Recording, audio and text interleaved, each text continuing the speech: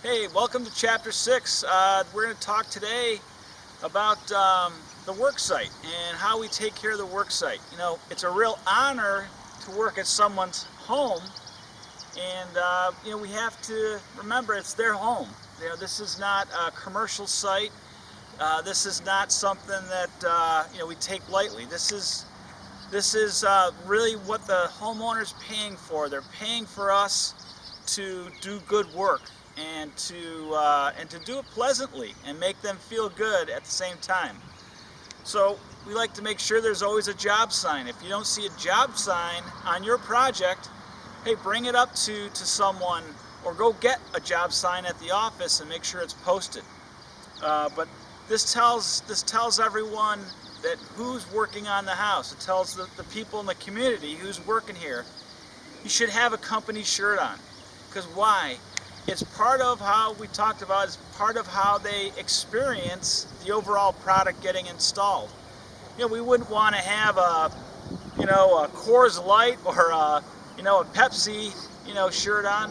We want to have it identified with who we are. We're Fitch Construction, and that's part of the product that they consume. I hope that makes sense, because it's really important. So job sign's really important. We're going to go back to the backyard where we're adding, in this situation where this project, we're adding a sunroom, a four-season sunroom on. So come on, let's go in the backyard. Okay, so before we go to the backyard, I did one really important thing. I knocked on the door and I just let the homeowner know that, hey, we're going to be in the backyard working on the site. It's about 10 of 8. We did call when we were on the way, so we gave the on the way call that we were going to be right on time. And it's about 10 of 8 in the morning right now. I just knocked on the door, rang the doorbell, and just to let them know that I'm here so I don't startle them.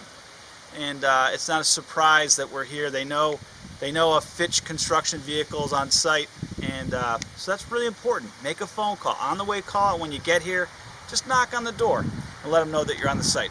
Okay? Okay, so we're in the backyard, and a lot of this is we want to work smart. We want to really work intelligently, so we're not like having to run up here and run there. It just makes sense to have the job staged correctly. So what does that mean, staging the job correctly? Well, we've got our products, our windows, and our everything is protected by the tarps. And we had a lot of rain yesterday. We want to make sure that we protect the material, we protect our tools, and we protect the homeowner's property. We want to make sure that we're not, sprawling all over the place. So I don't know if you can see that, but the guys have the ladders neatly stored underneath the deck. The ladders aren't stood up somewhere. It doesn't look as much of like a construction site as a lot of some other companies. Remember, it's all about the customer. This is their castle. Just so happens this is a beautiful house, but some people have a very simple house, a very simple way of living. It's still their castle, right? So breaking the ladders down, putting them against the building, keeping everything neat and organized is very important. You can't easily see it, but there's actually an aluminum brake on the other side of these horses so that it's all ready to go. We don't have to get it out of the truck or, it's all ready to go for us. It's set. These are key things in making all of our guys, all of our WOW foremen, our craftsmen, more efficient, more productive. They have a better day. I don't have to bend over to see what's in the box. That's why we put them on a horse. So, we're feeling better about ourselves.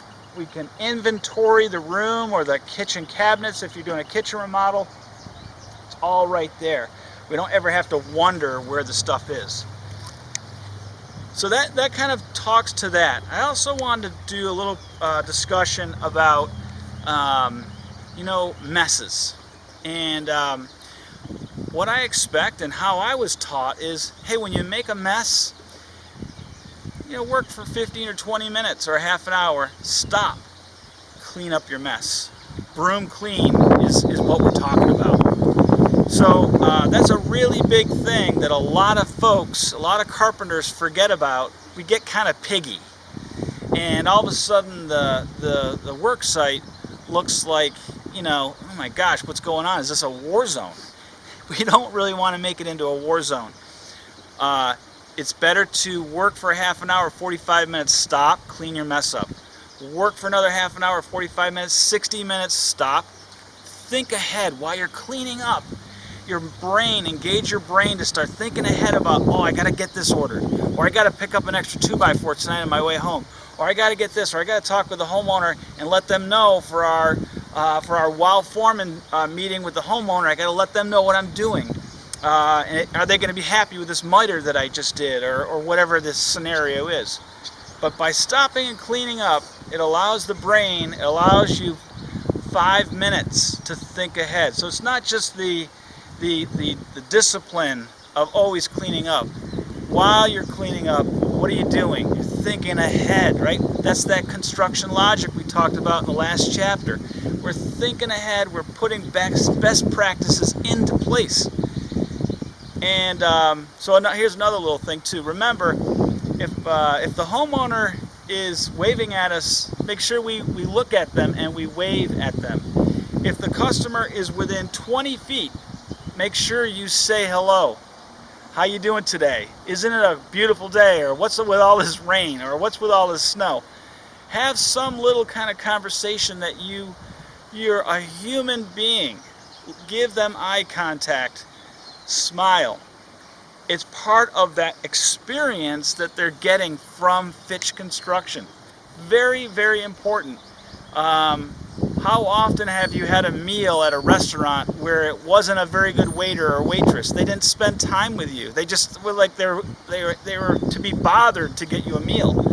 We don't want to give that experience. We want to give that experience like, my gosh, this is going to be the best sunroom we've ever done. I can't wait till you guys can experience it. That's the experience we want them to have, right? So by smiling and simple body language, it communicates a lot. Getting here a little early, physically and mentally prepared to do your day's worth of work is imperative. Having something to eat, making your lunch, we've talked about. Save yourself $2 grand a year. Pack a sandwich, some chips, and cookie, and pop, or whatever. Sit on the bench, sit on the deck, sit in the kitchen, whatever. Think about what you're doing on that break, and remember, it's that little thing. We don't have to go to work every day. We get to go to work every day. We get to build this beautiful sunroom for this guy, or we get to remodel this kitchen or bath. Little things make all the difference.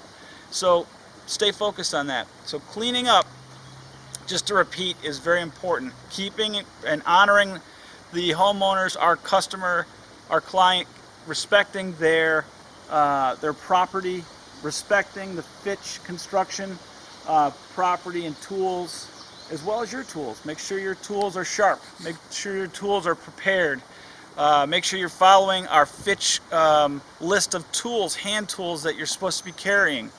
Just so that you're prepared. You can do a good job. If you don't have those tools, how are you going to do a good job? All those things start to build into making a craftsman.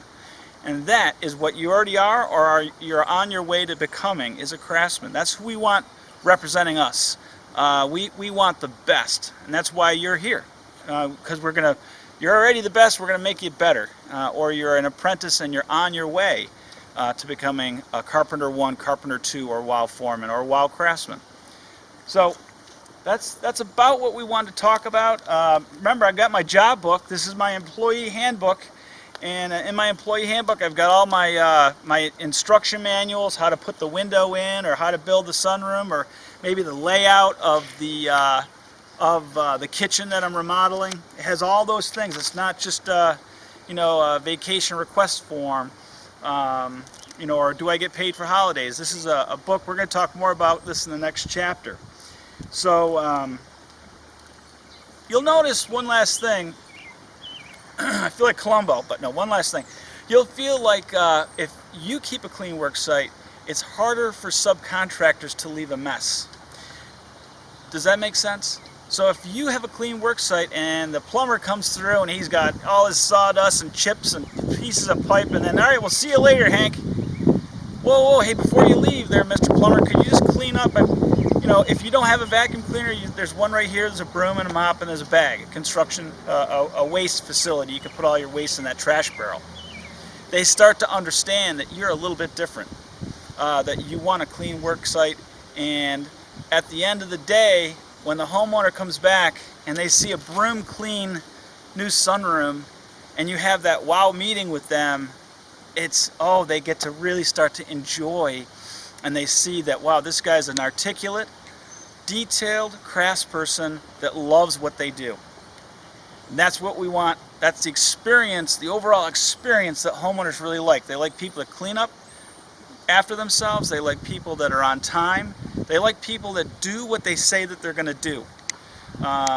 If you say to the customer, hey, tomorrow we should be starting to get the walls up, and they don't see that the walls are up, they get concerned that something happened, something was wrong. So, you know, be genuine. Say what you mean and mean what you say. But at that meeting, we want to make sure that we talk about our progress. This is what we did today, and this is what we're going to be doing tomorrow. So that's all for now. But keeping a clean work site and having the customer have a great experience with us is what this is all about. Thanks. We'll see you in the next chapter.